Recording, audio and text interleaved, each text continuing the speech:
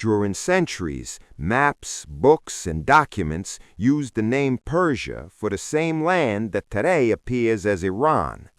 At some point, that name officially changed, but the story behind it does not begin in modern palaces or recent decisions. It begins on the Iranian plateau, passes through ancient empires, conquests, languages, and religions, and remains alive into the 20th century. To understand when Persia became Iran, it is necessary to go back long before the very idea of a modern state. The narrative begins at the point where space precedes time and territory comes before names. Before empires, dynasties, or modern diplomatic decisions, there is a continuous region shaped by mountain ranges, elevated plateaus, and ancient routes of human movement. It is within this setting that, over millennia, different peoples developed forms of organization, language, and identity. Iran and Persia appear at this initial stage not as clearly defined states, but as references associated with the same historical space. The central issue is not yet political, but geographic and cultural, connected to the permanence of this territory through time. From this scenario, the narrative moves forward step by step, following how names, peoples, and structures of power gradually overlap throughout history. If you enjoy this type of video, be sure to leave a like, subscribe to the channel, and activate notifications to watch more videos like this. The territory that today corresponds to Iran has been organized since the most remote antiquity around a vast elevated region known as the Iranian Plateau. This area is not merely a modern geographic definition, but a continuous physical space that conditioned human presence over millennia. Situated between Mesopotamia, Central Asia, the Indian subcontinent, and the Caucasus, the Iranian Plateau has always functioned as a zone of contact between different worlds. Even before the formation of peoples, languages, or empires, the relief already determined paths, limits, and possibilities of occupation. The history of Iran therefore begins not with a name, but with a stable and recognizable physical space. This space precedes any formal political identity. It provides the material foundation upon which all Persian history unfolds. The Iranian plateau is not a uniform plain, but a complex set of altitudes, valleys, and depressions that shape human circulation. Around it, major mountain chains act as natural frames for this elevated region. The Zagros Mountains to the west establish a gradual transition between the plateau and Mesopotamia, while systems connected to the Hindu Kush link the territory to the roots of Central Asia. These formations did not completely isolate the region, but channeled possible movements along specific corridors. Throughout history, armies, merchants, and migrants passed through these same natural axes. The relief, therefore, does not merely separate, but organizes contact between societies. This geographic pattern remains constant over time. In addition to the mountains, extensive desert areas compose the interior of the Iranian plateau, such as the Lut Desert and the Dashti Kavir. These arid regions impose clear limits on continuous occupation and concentrated populations in specific areas. Fertile valleys, oases, and plains adjacent to the mountains became points of human settlement from very early periods. This pattern of concentration shaped the distribution of settlements over the centuries. Cities emerged where geography allowed agriculture, access to water, and regional circulation. At the same time, large natural voids reinforced the idea of a cohesive internal space. Geography thus contributed to the territorial continuity of Iran's history. This combination of protective mountains and internal deserts created a relatively delimited region, even while remaining open to external contact. Unlike fragmented coastal areas, the Iranian plateau favored the formation of durable internal networks. Trade trails and migration routes repeated themselves across generations, reinforcing regional integration. Even when different peoples occupied the territory, they moved within the same geographic framework. The landscape functioned as an element of permanence amid political change. Empires rose and fell, but the space remained recognizable. This geographic continuity is one of the pillars of Persian identity throughout history. Before the emergence of the Medes and Persians, the Iranian plateau had already been traversed by human groups in motion. Archaeological evidence indicates successive occupations that exploited the same natural corridors. These early movements left no recorded names, but established enduring patterns of circulation. Over time, these paths would be reused by Indo-Iranian peoples during their expansion. The territory offered challenges, but also strategic opportunities. This balance between obstacle and access shaped the historical dynamics of the region from its earliest phases. When the first cultural identities begin to consolidate, the physical space already acts as a structuring factor. The Iranian plateau does not merely host distinct peoples, but places them within a shared territorial logic. Languages, customs, and forms of organization develop in dialogue with this environment. Even regional differences arise within a common framework of mountains, deserts, and elevated valleys. This spatial unity helps explain why the history of Iran does not fragment completely over time. There's a material continuity that sustains historical continuity. Physical space functions as a guiding thread of the Persian narrative.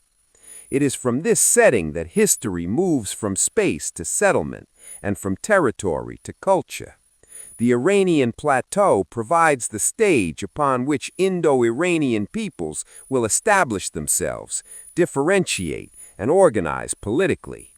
Before empires, before names such as Persia or Iran, there exists this persistent space. It connects distant periods without relying on stable political structures. Understanding this initial point is essential to understanding all later transformations. The historical narrative advances, but the setting remains. It is on this territory that the next stage of the story begins to unfold. Throughout history, the geography of the Iranian plateau acted as a factor of permanence that endured through political, cultural, and religious changes. Different peoples occupied the territory at different moments, yet always within the same general physical framework. Mountains, deserts, and natural routes continued to guide movement and forms of human organization. Even when political borders shifted, the space retained its core characteristics. This geographic continuity helped preserve a historical coherence that is rare in regions subjected to so many transformations. The territory was not redefined with each new power, but remained recognizable over time. In this way, geography functioned as a stable axis amid historical change. It is in this sense that space becomes a factor of permanence. The main internal routes of the Iranian plateau were used repeatedly for centuries, creating a durable network of circulation. Paths connecting west to east and north to south did not emerge with specific empires, but existed prior to their formation. These routes linked fertile valleys, mountainous regions, and zones of desert transition. Over time, they were adapted, expanded, and reorganized, but rarely abandoned. Merchants, administrators, and armies often followed the same corridors. The repetition of these flows reinforced internal territorial integration. Geography, therefore, did not merely condition movement, but stabilized it. This stability sustained the historical continuity of the region. Even during periods of political fragmentation, the Iranian plateau maintained its own territorial logic. Local kingdoms and regional dynasties emerged, but rarely broke completely with the inherited spatial framework. Central areas continued to exert economic and strategic attraction. Political capitals changed location, but remained within the same geographic arc. This spatial permanence contributed to the transmission of administrative and cultural practices. The territory offered a sense of continuity that surpassed individual governments. Geography thus helped limit complete spatial disintegration. The result was a history marked more by transformation than by absolute rupture. Mountains played a central role in this process of permanence by defining relatively stable natural boundaries. They created zones of protection while also establishing controlled points of contact with neighboring regions. Specific passes became strategic and recurrent over the centuries. Whoever controlled these passages controlled commercial and military flows.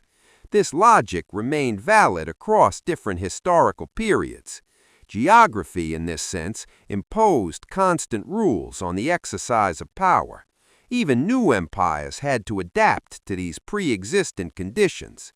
Physical space, therefore, shaped politics in a continuous way. Internal deserts also contributed to permanence by concentrating human life in specific areas. This concentration reinforced the importance of certain urban centers and agricultural regions. Cities that emerged at strategic points remained relevant for long periods. Even when they experienced temporary decline, new cities often arose nearby. The general pattern of occupation remained recognizable over time.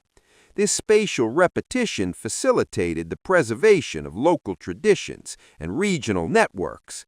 Geography thus acted as a conservative force in territorial structure. It limited abrupt shifts of centrality. Geographic continuity also influenced the development of collective identities in the region. Distinct peoples shared the same physical space across generations, even if in different periods. This indirect coexistence with the territory created a shared spatial memory. The Iranian plateau became a constant reference for those who inhabited it.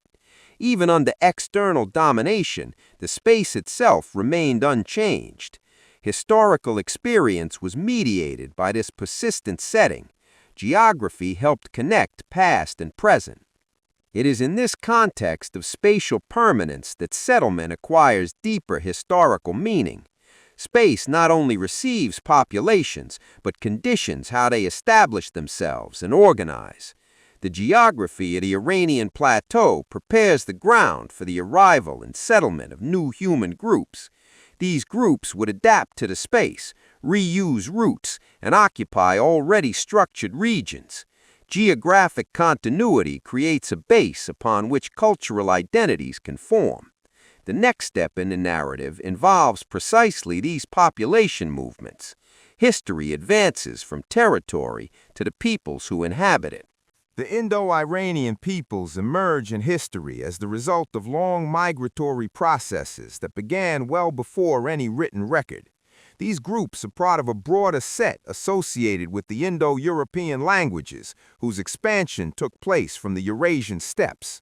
Over centuries, different communities gradually moved southward and southeastward. Part of these groups reached the Iranian plateau, encountering a space already marked by natural routes and earlier zones of occupation. Migration did not occur abruptly, but in successive waves. These movements involved progressive adaptation to the local environment. It is within this context that the Indo-Iranian peoples established themselves in the region. Upon arriving on the Iranian plateau, these groups brought with them cultural practices, social structures, and their own linguistic traditions. Language played a central role in the cohesion of these communities, functioning as a means of transmitting memory and identity. The Indo-Iranian languages belonged to the Indo-European family, which connected them, in structural terms, to languages spoken in very distant regions. This linguistic relationship did not imply cultural uniformity, but indicated a remote common origin. In contact with the new territory, these languages underwent gradual transformations. Dialects differentiated as geographic dispersion increased. Linguistic diversity began to take shape within a shared framework. The adaptation of the Indo-Iranian peoples to the Iranian plateau was deeply influenced by the region's geography. Mountains, valleys, and arid zones conditioned patterns of settlement and mobility. Communities settled in areas where agriculture and pastoralism were viable. Others maintained more mobile ways of life, making use of seasonal routes. This diversity of adaptation did not break the initial cultural unity, but made it more complex. The territory functioned as a filter, shaping economic and social practices. Over time, these adaptations generated distinct regional identities. Even so, the common bond remained perceptible. The religious and cosmological traditions of the Indo-Iranian peoples also developed during this early period. Shared elements such as conceptions of the world, the sacred, and social order circulated among different groups. These ideas did not form a rigid system, but rather a set of references transmitted orally. Over generations, these traditions adjusted to local experiences. Contact with the environment of the Iranian plateau influenced rituals, symbolic practices, and forms of communal organization. At this stage, religion was not yet institutionalized. It functioned as an integrated part of everyday life within these communities. The social organization of the Indo-Iranian peoples featured structures based on kinship ties and tribal leadership. Local chieftains exercised authority in specific contexts without yet forming centralized political entities. This form of organization favored both cooperation and internal segmentation. Groups could unite or separate depending on environmental and demographic circumstances. This flexibility facilitated the gradual occupation of the territory. At the same time, it laid the groundwork for future differentiation among related communities. The later history of the Medes and Persians rests upon these early structures. The tribal past remains an underlying foundation of later political formations. Over time, the Indo-Iranian peoples began to distinguish themselves more clearly into regional groups. Linguistic, cultural, and territorial differences became more pronounced as settlement consolidated. Some groups established themselves in areas to the north and west, while others settled in the southern portions of the Iranian plateau. These distinctions did not arise from abrupt ruptures, but from cumulative processes.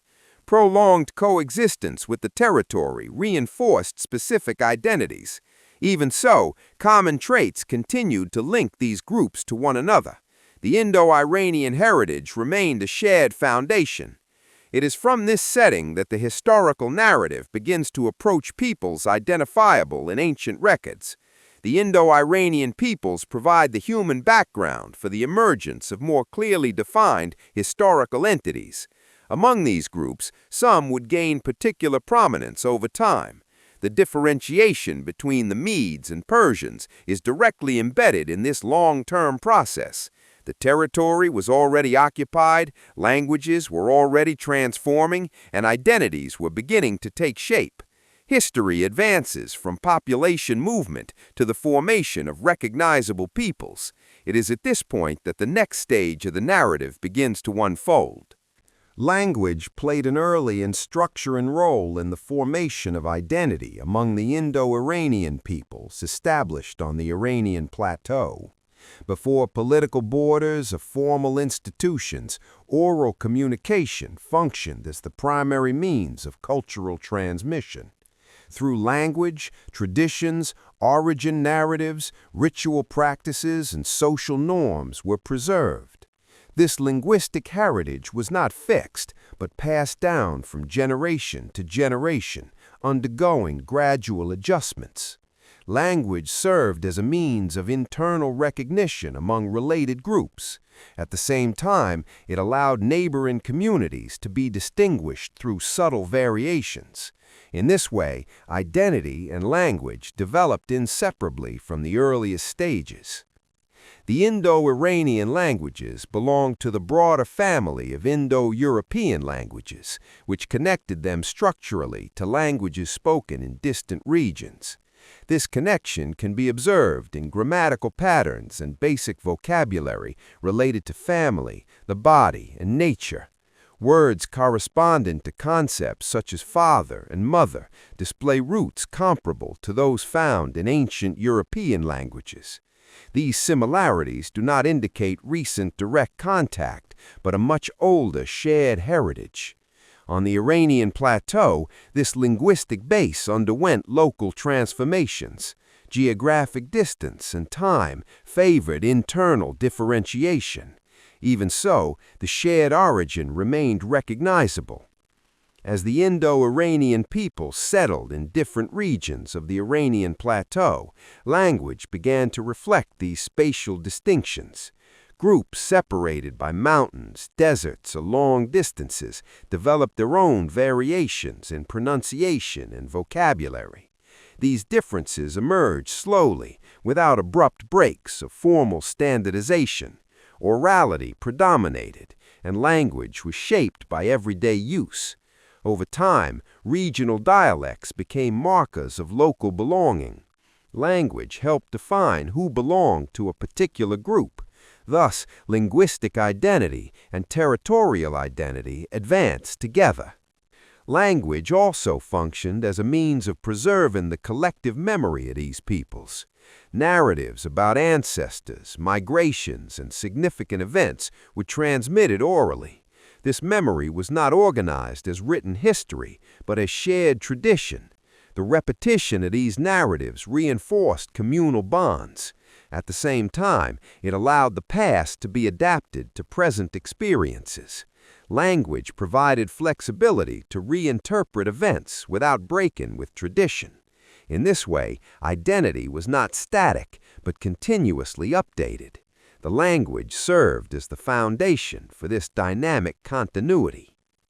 In contact with other peoples of a region, language also assumed the role of cultural differentiation. Even when there were commercial exchanges or territorial coexistence, linguistic distinctions marked symbolic boundaries.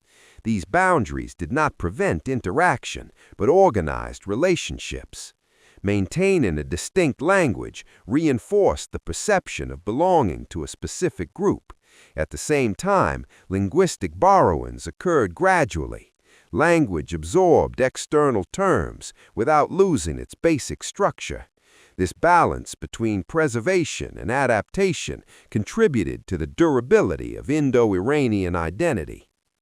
Over generations, language became one of the main criteria for distinguishing related communities within the Iranian plateau. Groups that shared similar cultural practices could nevertheless recognize themselves as distinct through their forms of speech. This differentiation did not imply hierarchy, but internal diversity. Language helped organize the human mosaic of the region. At the same time, it maintained a common background that linked these communities together. This duality between unity and linguistic diversity is central to understanding later history. It prepares the emergence of more clearly defined identities. It is from this shared linguistic base that more familiar historical distinctions emerge. Language provides the foundation for the formation of names, traditions, and collective references. When ancient records begin to identify specific peoples, this differentiation is already underway for centuries. Medes and Persians arise within this context of internal variation from a single Indo-Iranian matrix. Linguistic identity precedes political identity. Understanding this stage is essential for understanding how closely related peoples become historically distinct. The narrative now advances toward this concrete differentiation between specific groups of the Iranian plateau. Within the broader group of Indo-Iranian peoples, two groups begin to stand out more clearly in ancient historical records: the Medes and the Persians. Both shared similar linguistic, cultural, and religious origins, yet gradually differentiated due to the spaces they occupied on the Iranian plateau. The Medes settled predominantly in the northwestern regions, in mountainous and transitional areas close to the Caucasus in Mesopotamia. The Persians, in contrast, established themselves farther south in the region known as Pars, later called Fars. This geographic separation shaped distinct trajectories over time. Cultural proximity did not eliminate regional differences. It is within this context that the distinction between Medes and Persians began to acquire defined historical contours. The Medes occupied a strategic position on the Iranian plateau, maintaining direct contact with major Mesopotamian civilizations. This location favored frequent political and military interactions with neighboring empires, such as the Assyrians. Over time, the Medes developed their own forms of tribal organization and regional alliances. Their presence in ancient records is largely connected to these external contacts. The territory inhabited by the Medes featured mountain ranges that favored defense and regional control. This influenced their decentralized political structure. Median identity was shaped through constant engagement with external pressures. This context defined their early historical role. The Persians, in turn, settled in regions farther south on the Iranian plateau, relatively removed from the main Mesopotamian centers. The area of Pars offered different conditions of settlement, with plains, valleys, and access toward the Persian Gulf. This geographic position allowed the Persians to develop a trajectory initially less exposed to direct conflict. For a long period, the Persians remained a regional group among others. Their early political organization was based on tribal structures similar to those of other Indo-Iranian peoples. Persian identity consolidated gradually within this specific space. The name Persian thus originated as a regional designation rather than an imperial one. Despite these differences, Medes and Persians maintained continuous relations over time. Cultural proximity facilitated alliances, exchanges, and mutual influences. Related languages allowed relatively fluid communication between the groups. Shared religious and cosmological traditions reinforced a common background. Even so, each people preserved its own leadership, territory, and internal dynamics. This coexistence did not imply immediate fusion. On the contrary, the distinction between Medes and Persians remained perceptible for generations. The region's history advanced from this differentiated coexistence. In ancient records, particularly those produced by external sources, the Medes appear with greater initial prominence. This is largely due to their geographic position and interactions with already literate empires. The Persians, located farther south, remained outside the focus of these sources for a longer time. This documentary asymmetry does not necessarily reflect greater absolute power, but rather greater historical visibility. Over time, this relationship of prominence would begin to shift. The Persian trajectory would gain new momentum through internal political transformations. This shift in protagonism is still in formation at this stage of the narrative. The distinction between Medes and Persians also helps correct common simplifications about the region's history.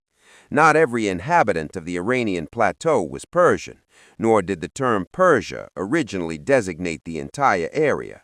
It referred initially to a specific region and a particular people. The expansion of this name occurs only at a later moment in history. Understanding this distinction is essential for following subsequent developments. Persian identity at this point remains confined to its regional context. The setting is prepared for deeper changes in the organization of power. It is from the relationship between Medes and Persians that the transition to a new historical phase is constructed. Coexistence, alliances, and political transformations between these groups create the conditions for the emergence of a broader entity. Persian prominence begins to take shape within this shared framework. Regional space becomes connected to wider ambitions. History advances from the tribal and regional level toward more complex political structures. The next stage of the narrative involves precisely this change of scale. It is at this point that the formation of an empire begins to take shape. The term Persian originated as a specific regional designation from the southern Iranian plateau, associated with the area known as Pars, later called Fars. Initially, it did not name the entire region, nor all the peoples who inhabited it, but only a particular group within the broader Indo-Iranian context. This designation emerged in connection with territory and the communities that settled there over time. Its use reflects a local reality that predates any large-scale political structure.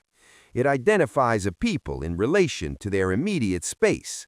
At this stage, Persian carries no imperial meaning. It is a restricted and contextualized name.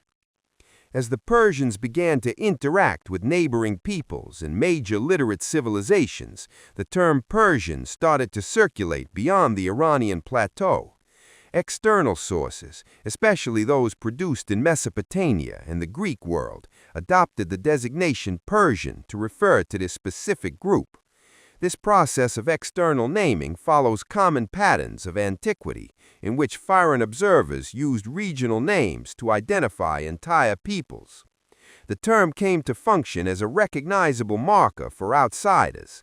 This expansion of usage did not occur through internal decision, but through descriptive convenience.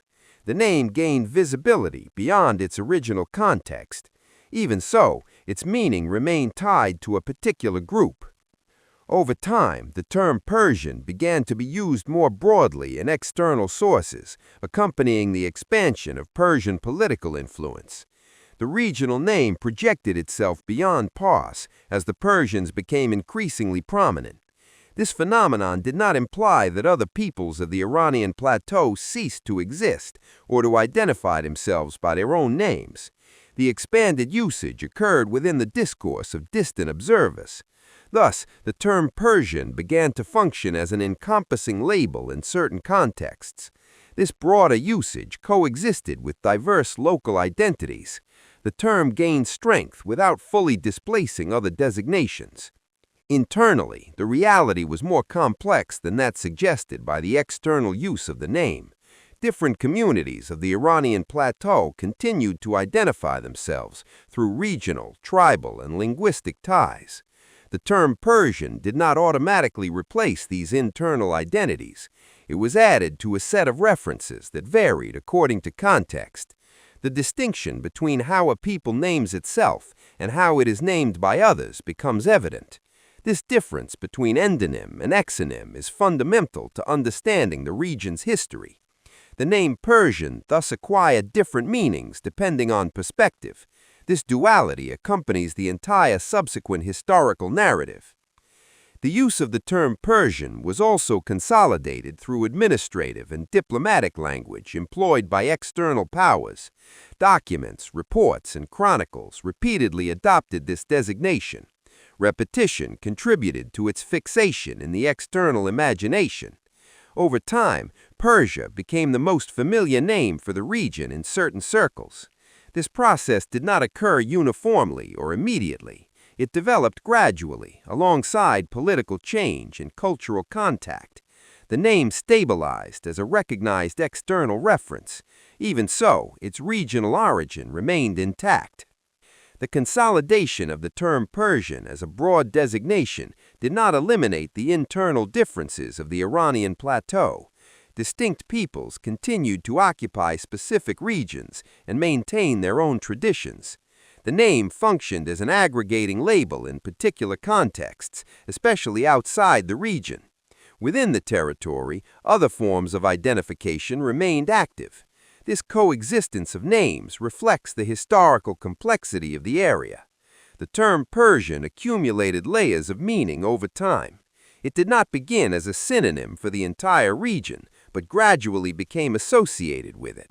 This transformation resulted from accumulated historical processes.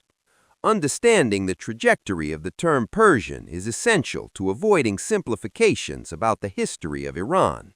The name did not arise as a totalizing identity from the outset, nor did it immediately replace other denominations. It expanded parallel with the growing historical projection of the Persians. This broader usage prepares the ground for later phases of the narrative. History advances toward a moment in which the term Persian becomes associated with a political structure of much greater reach. It is in this transition that the regional name acquires imperial weight. The next stage of the narrative addresses precisely this historical turning point. The formation of the Achaemenid Empire represents a change of scale in the history of the Iranian plateau, though not a complete rupture with the immediate past. The Persians, until then a regional people based in Pars, begin to occupy a central position in the political organization of the region. This process unfolds within a context of internal transformations and rearrangements of power between Medes and Persians. Persian leadership emerges gradually within this shared framework. The territory was already integrated through earlier roots and relationships. The principal change lies in the centralization of authority. It is within this setting that the Achaemenid trajectory begins. The figure of Cyrus the Great emerges as a decisive element in this process of political unification. Of Persian origin, Cyrus establishes alliances and confrontations that alter the existing balance of power. His rise takes place amid a complex relationship with the Medes, who had previously exercised greater regional prominence. The incorporation of Median power into Persian rule does not eliminate earlier structures, but reorganizes them. Cyrus comes to govern over a territory broader than that of any previous Persian authority. This expansion occurs not only through military conquest, but also through administrative absorption. Persian power assumes a new historical dimension. The foundations of the Achaemenid Empire begin to consolidate.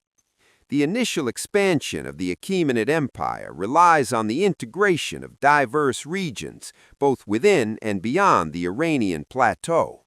Peoples with different languages, traditions, and forms of organization become part of a single political structure.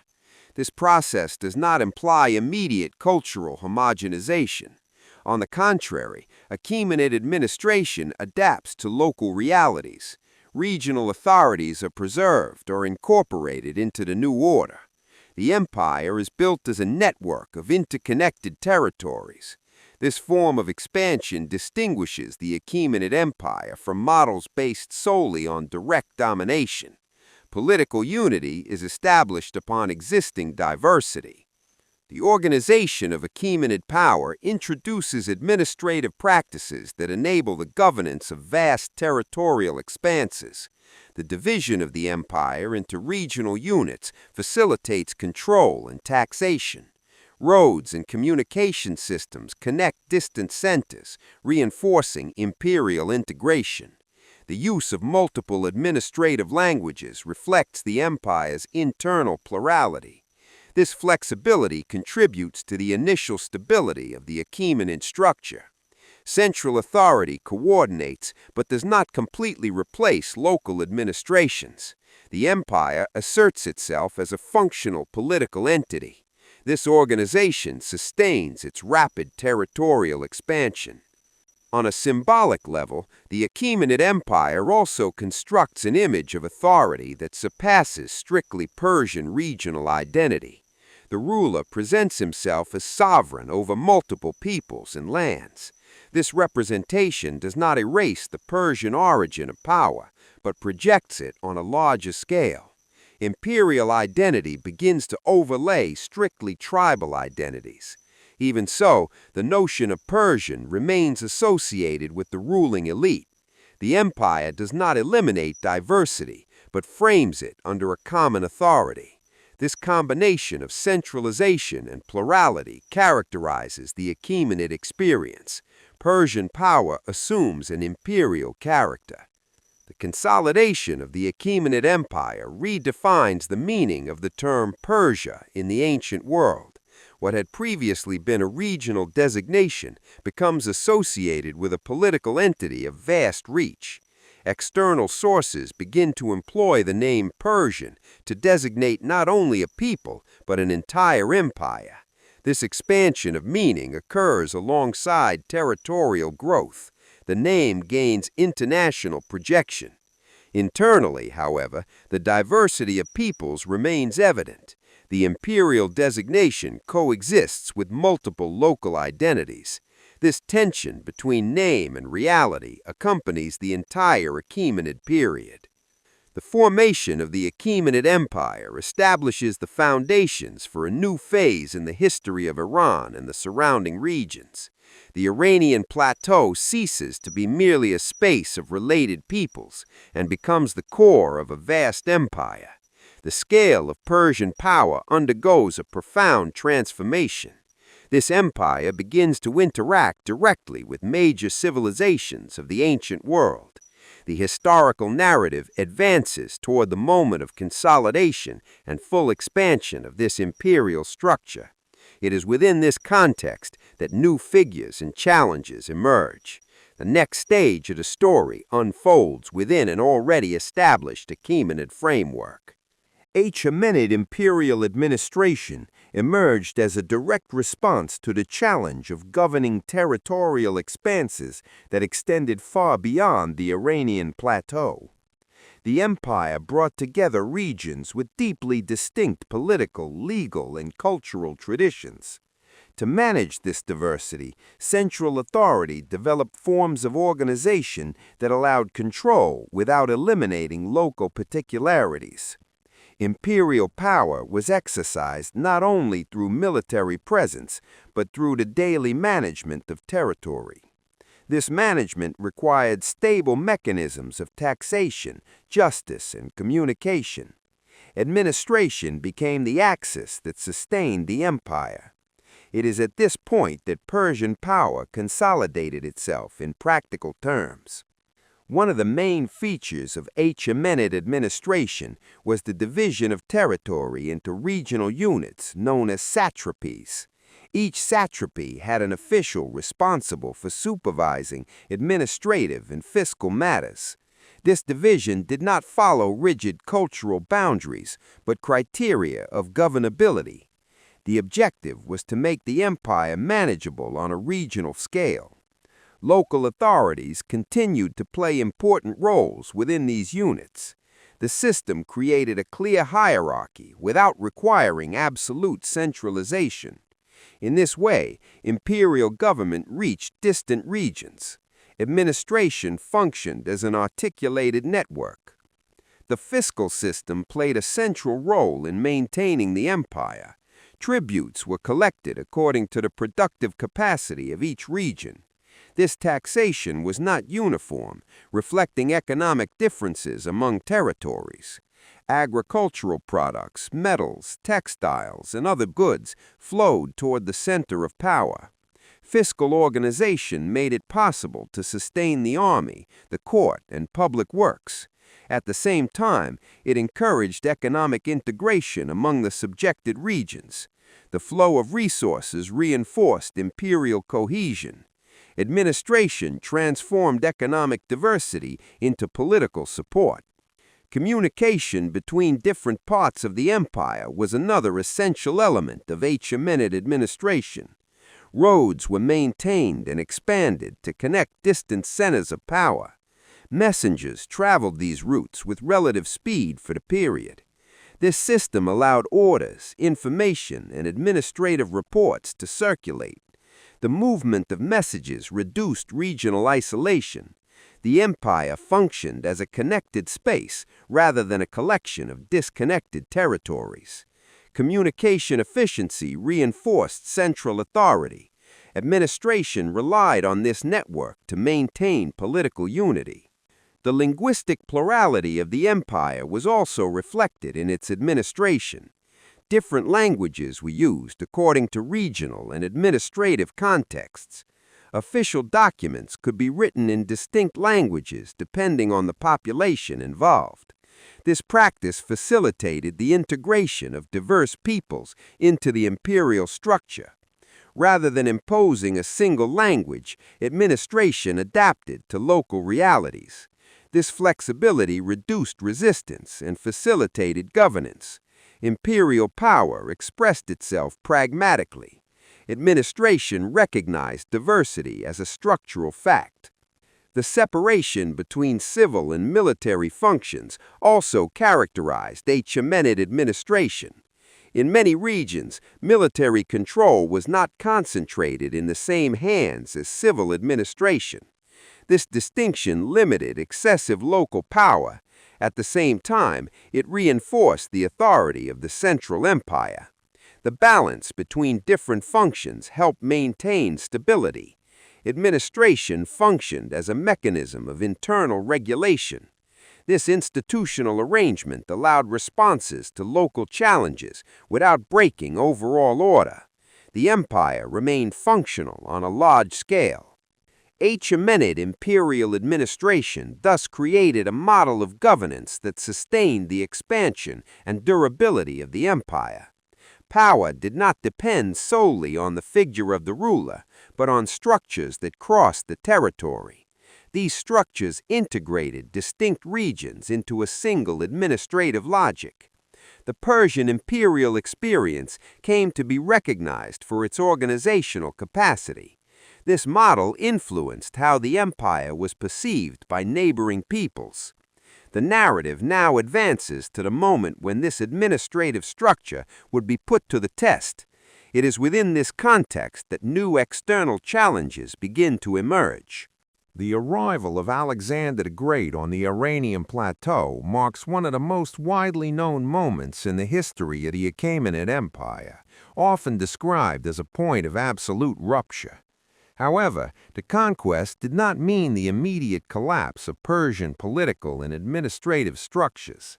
Alexander advanced against an empire that already possessed consolidated systems of government, communication, and taxation. By defeating Darius III, he assumed control of a functioning imperial machine. Military dominance opened the way for a new phase of territorial management. The transition of power occurred within an already existing institutional framework. Continuity is evident from the very first moments of the conquest. Rather than dismantling the Achaemenid system entirely, Alexander chose to keep it largely operational. Satrapies continued to exist as fundamental administrative units. In many cases, local governors were maintained or replaced by authorities aligned with the new power, without altering the logic of the system itself. The collection of tribute followed patterns similar to those previously in place. Roads and communication routes remained in use. This decision made it possible to govern a vast territory with relative stability. Persian administration proved adaptable to new leadership. The empire, though conquered, did not cease to function. Alexander's relationship with Persian tradition went beyond administrative maintenance. He began to adopt practices associated with Achaemenid kingship, incorporating symbols and customs of imperial power. Ceremonies, titles, and Persian court protocols became part of the Macedonian court, established in the former imperial centers. This approach generated tensions among his Greek and Macedonian followers, but reinforced his authority over conquered territories. Alexander presented himself not only as a conqueror, but as a legitimate successor. This strategy facilitated the integration of local elites. Power assumed a hybrid form. From the Persian perspective, the conquest did not represent the immediate disappearance of identity and cultural practices accumulated over centuries. Administrative elites, scribes, and officials responsible for daily governance continued their functions. The Persian language and other administrative languages remained in use. Religious traditions and regional customs continued within social life. Macedonian rule was superimposed upon the existing structure rather than erasing it. Cultural continuity accompanied administrative continuity. The empire changed command, but not its organizational foundation. The Persian experience remained active. The policy of integration adopted by Alexander was also reflected in the founding of cities and the movement of populations. New urban centers emerged, connecting Greek and Persian traditions. These spaces became points of contact between different cultures of the empire. Greek presence expanded, but did not fully replace local forms of organization. The territory continued to be administered according to principles inherited from the Achaemenid period. Hellenistic expansion was built upon a pre-existing Persian foundation. The result was a complex political and cultural landscape. Continuity manifested itself at multiple levels. After Alexander's death, this continuity became even more apparent. His successors competed for control over regions that had once belonged to the Achaemenid Empire. Many conflicts revolved around possession of former imperial structures. Persian administration continued to serve as a reference for governing these territories. Even fragmented, the imperial space retained common characteristics. Achaemenid heritage survived beyond Alexander's figure. Power changed hands, but imperial logic persisted. This persistence shaped the centuries that followed. Alexander's conquest, therefore, did not end Persian history, but inaugurated a new phase of transformation and adaptation. The Iranian plateau remained a core of power and administration. Institutional continuity allowed Persian elements to traverse the Hellenistic period. This heritage would be fundamental for the emergence of new Iranian dynasties. The historical narrative now advances to this moment of post-Alexandrian reorganization. It is within this setting that Persian tradition reasserts itself in new political forms. History continues its course without abrupt interruption. After Alexander's death, the vast territory that had belonged to the Achaemenid Empire entered a period of political reorganization, but not a structural emptiness. Former imperial regions remained integrated through roots, administrative centers, and practices inherited from the Persian period. In this context, Alexander's successors competed for control of these areas, giving rise to new dynasties. Power fragmented, but imperial logic remained active. The Iranian plateau continued to function as a central axis of political organization. Persian heritage did not disappear with the fall of the Achaemenids. It was reinterpreted by new rulers. The first major successor empire to control large areas of the former Persian domain was the Seleucid Empire. Ruled by a dynasty of Macedonian origin, it was established upon administrative structures inherited from the Achaemenid period.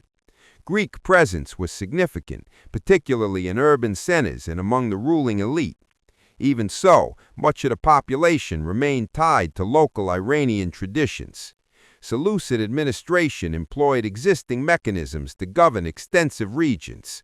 The empire faced difficulties in maintaining cohesion across such vast territories.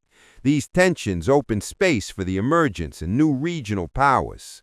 Among these forces, the Parthians emerged as a political power from the northeastern Iranian plateau. Of Iranian origin, the Parthians gradually expanded, occupying territories previously controlled by the Seleucids. Their rule was characterized by a less centralized organization based on aristocratic alliances and regional autonomy. Despite this, the Parthian Empire preserved essential elements of Persian tradition. Administration relied on inherited practices adapted to new conditions. Parthian power extended for centuries, controlling strategic routes between East and Mediterranean worlds. Iranian continuity was reaffirmed during this period. The Parthian Empire did not represent a simple return to the Achaemenid model, but an adaptation to the political circumstances of the era. Central authority coexisted with powerful local elites. This flexibility allowed governance of diverse regions without imposing rigid uniformity. The Iranian plateau remained the space of imperial articulation. Persian identity continued to exist, though expressed in a fragmented form. Administrative and cultural traditions crossed this transitional period. The empire remained functional through this unstable balance. This experience prepared the ground for a new reorganization of power. From the 3rd century onward, the Sassanid Empire emerged, marking a new phase of centralization in the Iranian space. The Sassanids presented themselves as conscious heirs of ancient Persian tradition. Their political project sought to restore a more concentrated imperial authority. Administration was reorganized, reinforcing central control over regions. Persian culture assumed a prominent role at court and within state organization. Zoroastrianism occupied a central position in official religious life. The Sassanid Empire asserted itself as a long-lasting regional power. Sassanid rule consolidated a more clearly defined Iranian identity, associated with memory of the Achaemenid past. Imperial administration became more structured and hierarchical. The Iranian plateau once again became the undisputed core of power. Diplomatic relations and conflicts with neighboring empires shaped foreign policy. Despite transformations, many administrative and cultural elements remained continuous with earlier periods.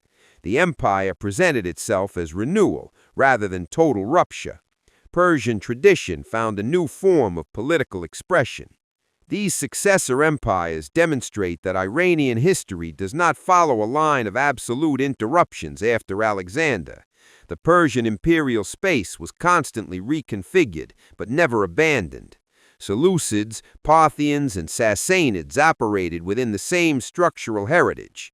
The Iranian plateau remained an axis of power, administration, and identity. This historical continuity extended across centuries and prepared the stage for later transformations. The narrative now advances toward a moment when new external forces would once again alter this balance. It is within this context that profound religious and political changes begin to occur. Religion occupies a central role in a cultural formation of the Iranian space from the earliest periods, functioning as an element of continuity throughout political transformations. Among the peoples of the Iranian plateau, religious and cosmological practices developed in close relation to social organization and the exercise of power. These beliefs did not emerge in isolation, but were connected to broader Indo-Iranian traditions. Over the centuries, they underwent systematization and adaptation without disappearing completely. Religion acted as a connecting thread between different empires. Persian culture was built in constant dialogue with these beliefs. This process intensified during the Imperial period. During the rule of the Sassanid Empire, Zoroastrianism assumed a central position within the structure of the state. This religion, based on older traditions, underwent a more formal organization with defined texts, rituals, and priestly hierarchies. The link between religion and political power became more explicit. The ruler was presented as the protector of the established religious order. Temples and religious institutions became integrated into imperial administration. Religious practice became associated with imperial identity. Zoroastrianism became one of the cultural pillars of the Sassanid period. The presence of Zoroastrianism did not imply absolute religious uniformity across the Iranian territory. Different beliefs continued to exist in various regions of the empire. Communities with their own traditions maintained local religious practices. Sassanid administration coexisted with this diversity, even while privileging an official religion. The imperial space remained culturally plural.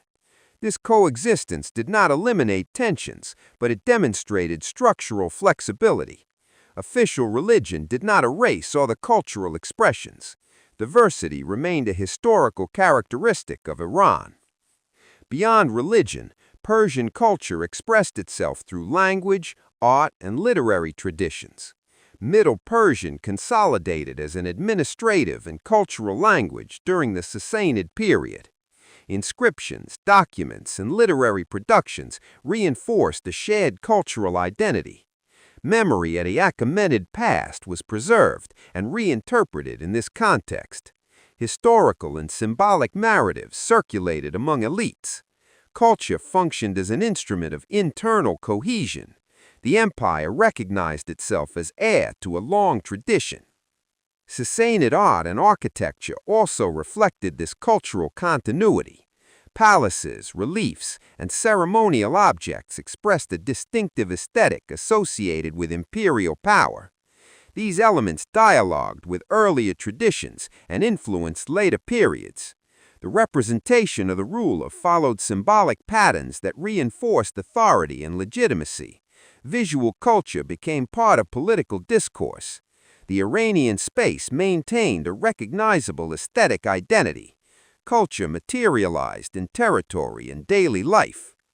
The relationship between religion, culture, and power created a lasting symbolic foundation for pre-Islamic Iran. Even with dynastic changes, these elements continued to structure society. Persian identity did not depend solely on a specific empire. It was built through repetition and adaptation of cultural practices over time. Religion and culture crossed political boundaries. The past remained active in organizing the present. This continuity shaped internal perceptions of the Iranian territory. This religious and cultural framework established the setting that preceded major historical transformations. Symbolic structures were deeply rooted when new external forces began to act upon the Iranian plateau. Persian religion and culture did not disappear in the face of these changes, but began to interact with new elements. Iranian history entered a phase of profound transition. It is at this point that the narrative approaches one of the most decisive moments in its trajectory. The next stage involves religious and political changes of great scope. The Arab conquest of Iranian territory took place at a moment of deep exhaustion of the Sassanid Empire, resulting from decades of military conflicts and internal instability. The Sassanid state faced fiscal difficulties, succession disputes, and a weakening of central authority. This scenario compromised its ability to respond effectively to expanding external forces. Arab expansion unfolded within a broader regional context of political reorganization. Campaigns did not occur instantaneously or uniformly. Different regions of the Iranian plateau were incorporated in successive stages. The transition of power was constructed over several years. Arab forces initially advanced from Mesopotamia, reaching the western regions of Iran. Decisive military confrontations weakened Sassanid control over strategic areas. The fall of political centers undermined imperial coordination. Even so, the incorporation of the territory did not imply immediate destruction of local structures. Regional elites continued to operate under the new authority. Arab rule was established progressively through agreements, submissions, and administrative reorganization. The conquest combined military action with practical adaptation. Power consolidated gradually across Iranian territory. Arab presence did not cause mass displacement of the local population. The majority of inhabitants of the Iranian plateau remained in their regions of origin. The new rule was superimposed upon existing social organization. Cities continued to function as economic and administrative centers. The Persian language remained present in daily life and in local practices. Agrarian and urban structures maintained significant continuity. The primary change occurred at the level of political authority. Iranian space remained inhabited by its traditional peoples. From an administrative perspective, Arab conquerors made use of inherited mechanisms to govern the territory. Systems of taxation and regional division were adapted to the new order. Experienced local officials continued to perform essential functions. This strategy allowed production and stability to be maintained. Administration was not rebuilt from scratch. It was transformed through the gradual incorporation of new norms. Arab rule rested upon pre-existing foundations. Administrative continuity reduced abrupt ruptures. The conquest also introduced a new religious framework into Iranian territory, associated with the emerging Islamic political authority. Islam began to spread as the religion linked to the new ruling power. This process, however, did not occur immediately. For a long period, earlier religious practices continued to exist. Conversion to Islam developed gradually and unevenly. Social, economic, and administrative factors influenced this pace. Religious transformation unfolded across generations. Religious coexistence marked this initial period. The incorporation of Iran into the Islamic world expanded the territory's connections with regions stretching from the Mediterranean to Central Asia. Commercial and cultural routes began to operate within a new political configuration. The Iranian plateau occupied a central position within this expanded space. The circulation of peoples, goods, and ideas intensified. Iranian identity did not disappear in this process. It began to reorganize within the new political and religious framework. Local cultural elements interacted with the emerging Islamic world. The Arab conquest, therefore, represents a long-term structural transition in Iranian history. The territory did not lose its political and cultural centrality. Transformations accumulated in successive layers rather than through immediate replacement of earlier structures. The new rule inaugurated a period marked by gradual change. Administration, society, and religion underwent continuous processes of adaptation. This context prepared the ground for the deeper Islamization of Iran. The narrative now advances toward this stage of religious and identity transformation. The rise of the Safavid dynasty marks a new moment of political reorganization in the Iranian space after centuries of fragmentation and diverse rule. In the early 16th century, the Safavids succeeded in unifying much of Iran's territory under a stable central authority. This process unfolded in a context in which the Iranian plateau was already fully integrated into the Islamic world. Different dynasties had governed the region, preserving Persian administrative and cultural structures. What distinguishes the Safavid period is not Islamization itself, but the way religion was incorporated into the political project. Power once again became more clearly centralized. Iran entered a new phase of its history. One of the central elements of the Safavid project was the adoption of Shia Islam as the official religion of the state. Until then, much of the Iranian population practiced forms of Sunni Islam alongside persistent local traditions. The choice of Shi'ism did not occur spontaneously, but as a deliberate political decision. This option allowed Iran to differentiate itself from neighboring empires that were predominantly Sunni. Religion began to function as an instrument of political organization. Shia religious institutions were promoted and structured. The Safavid state established a new ideological foundation. Religious identity became closely linked to political authority. The implementation of Shia Islam as the official religion involved a gradual process of social and religious transformation. Shia clerics were brought from other regions to organize religious teaching and practice. New institutions were created to disseminate doctrine. At the same time, earlier practices did not disappear immediately. The population went through a prolonged period of adaptation. The state played an active role in this process. Religion became integrated into administration and public life. Transformation occurred across generations rather than instantly. The relationship between the Safavids and Shi'ism also contributed to reinforcing central authority. The ruler came to be associated with the protection of the official faith. Political authority presented itself as the guardian of the established religious order. This connection strengthened state legitimacy. Imperial administration relied on religious structures to exercise social control. At the same time, Persian culture continued to play a fundamental role. The Persian language remained the medium of administration and cultural production. The Safavid project combined Islamic religion with Persian tradition. On the cultural level, the Safavid period witnessed a flourishing of the arts, architecture, and intellectual production. Cities such as Isfahan became major political and cultural centers. Persian aesthetics were expressed in mosques, palaces, and public works. Shia religion influenced iconography and ritual, while dialoguing with earlier cultural forms. The Persian past was not abandoned, it was reinterpreted within a new religious framework. Culture functioned as an element of historical continuity. Iran maintained a recognizable identity. The adoption of Shi'ism also redefined Iran's position within the broader Islamic world.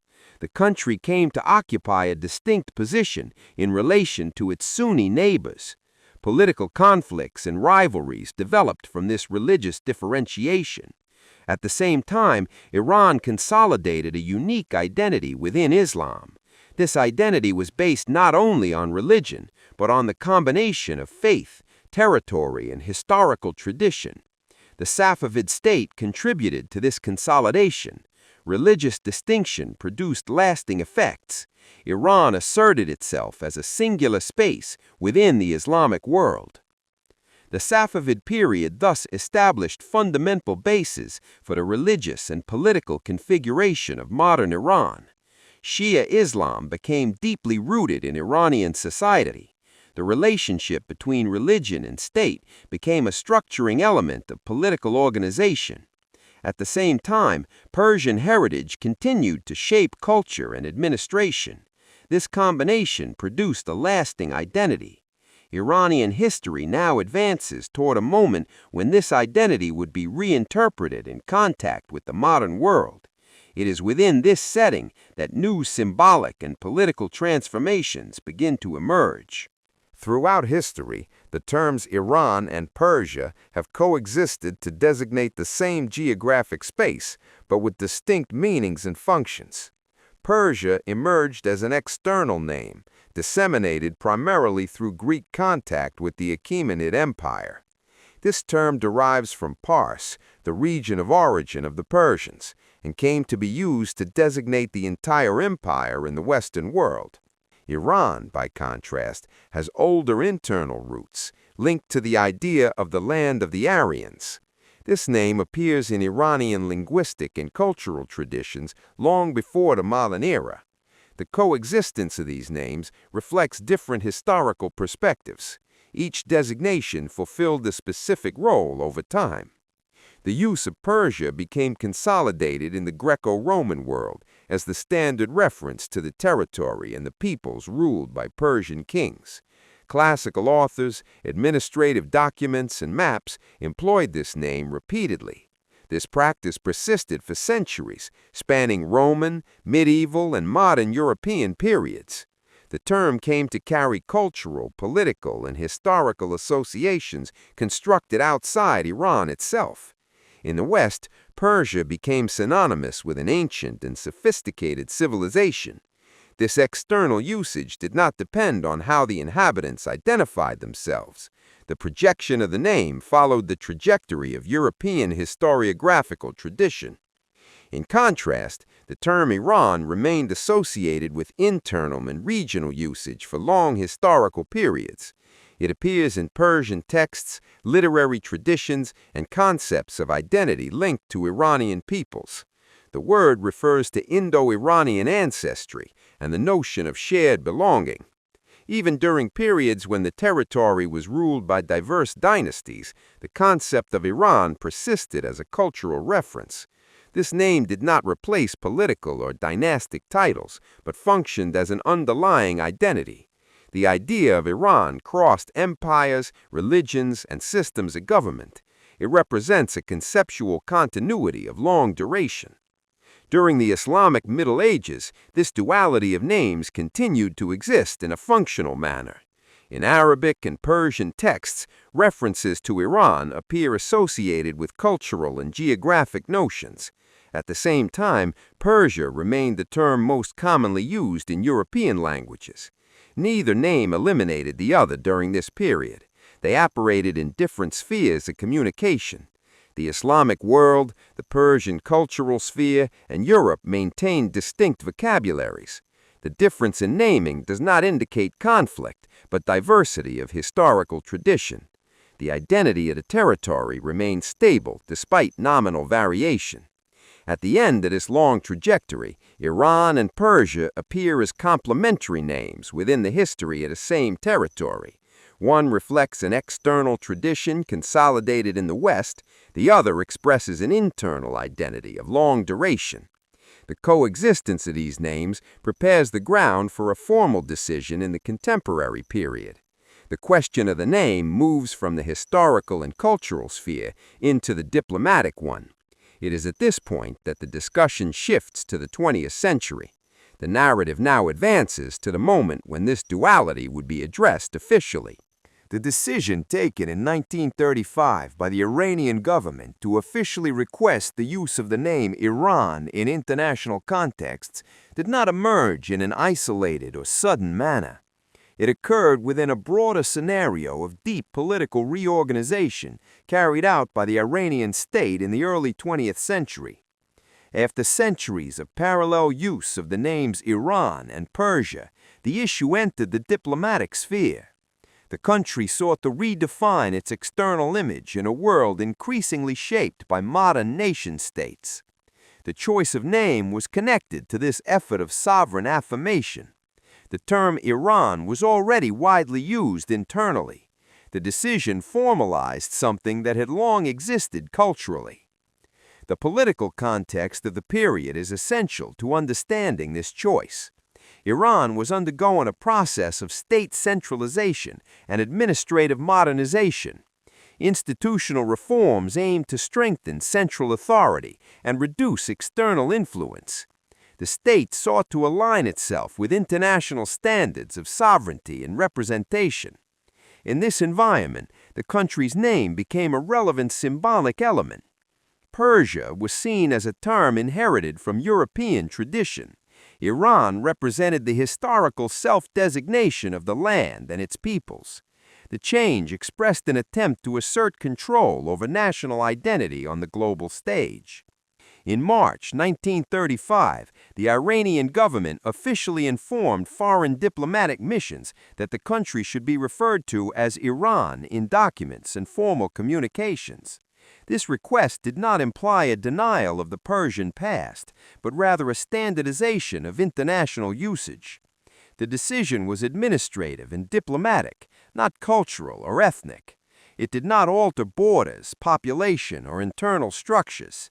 The state sought coherence between the name used domestically and the name recognized abroad. It was a choice of official nomenclature. Its impact was primarily symbolic and representational. International reaction to the decision was gradual and largely pragmatic. Governments and institutions began adopting the name Iran in official documents over time.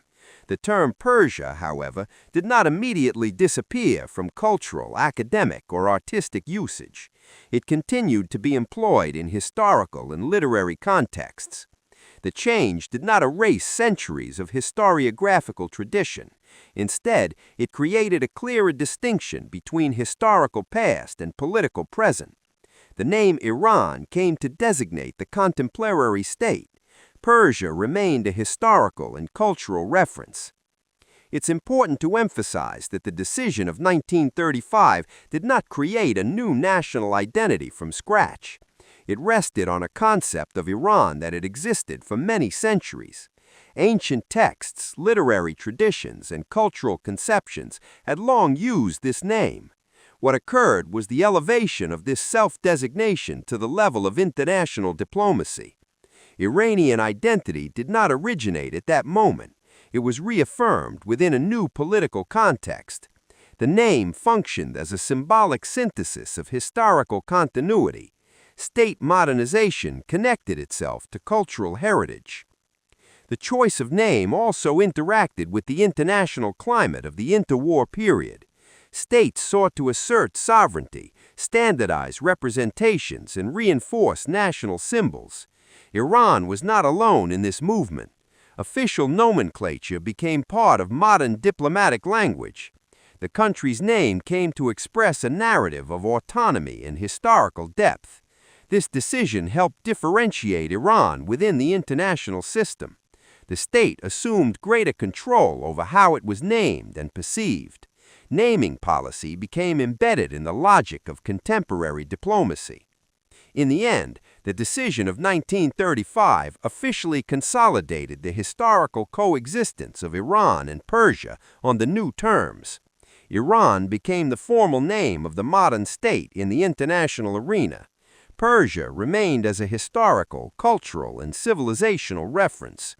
The change did not represent an identity rupture, but a symbolic reorganization. It concluded a long process that began well before the modern era. The question of the name, now formalized, reflected the historical continuity of the territory. With this, the narrative reaches the point where past and present connect explicitly. Throughout the narrative, the relationship between Persia and Iran is revealed as a long-term process, rooted in the same historical space and shaped by multiple layers of time. The Iranian plateau remains the continuous axis, regardless of the political, dynastic, or religious changes that followed over the centuries. Indo-Iranian peoples, Indo-European languages, empires, and cultural traditions developed upon this shared foundation. Persia emerged as an external designation, consolidated by Greek and Roman tradition. Iran, in turn, appears as an ancient self-designation, connected to the idea of the land of the Aryans. These two names coexisted for centuries without canceling one another. History shows that there was no single moment in which Persia ceased to exist and became Iran in a cultural or territorial sense. What occurred was the permanence of the same civilization under different political and administrative forms. From the Achaemenid Empire through the Hellenistic, Parthian, and Sassanian periods, imperial structures changed while preserving central elements of Persian identity. Even after the Arab conquest and Islamization of Iran, the Persian language remained active, historical memory endured, and new cultural syntheses formed. Religious change did not erase the historical continuity of the territory. The space remained recognizable over time. When Shiite Islam became the state religion during the Safavid period, Iran reinforced the distinct identity within the Islamic world. This stage added a new layer to the historical process without eliminating earlier ones. Persian heritage, language, administration, and imperial memory continued to exist. The name Persia remained in use in the West to designate this long civilizational tradition. At the same time, Iran continued to be used internally, reflecting a conceptual continuity that crossed centuries. The two terms came to operate in different registers of the same history. The decision of 1935 marks the point at which this long trajectory meets modern diplomacy. By requesting the official use of the name Iran in the international arena, the Iranian state did not create a new identity or break with the Persian past. It formalized an ancient self-designation within the rules of the contemporary international system. The name change from Persia to Iran occurred on an administrative and symbolic level. Territory, population, and historical heritage remained the same. What changed was the way the country came to be officially named beyond its borders. Thus, the question of when Persia became Iran finds its complete historical answer. Culturally and historically, this transformation did not occur at a single moment. Diplomatically, it was consolidated in 1935, when the name Iran was officially adopted in international relations. Persia did not disappear, but assumed the role of a historical and civilizational reference. Iran became the name of the modern state. The answer lies not in abrupt substitution, but in a long-term process marked by continuity and adaptation. The history of Iran, therefore, is not the story of an identity exchange, but of permanence through changing forms. The same space, peoples, and traditions pass through empires, religions, and political systems. The name Iran synthesizes this continuity in the present. The name Persia preserves the memory of the past. Together, they explain how one of the world's oldest civilizations crossed time without losing its fundamental historical base. If you like this video, don't forget to leave a like, subscribe to the channel, and activate the notification bell to receive more videos like this. So that's it. I hope you enjoyed the video. Write in the comments which topics or videos you want to see next so I can bring them here to the channel. And if you're interested in this type of subject, take a look at the video, The Entire History of the Persian Empire, which might interest you as well. Thank you very much for watching till the end, and see you in the next video.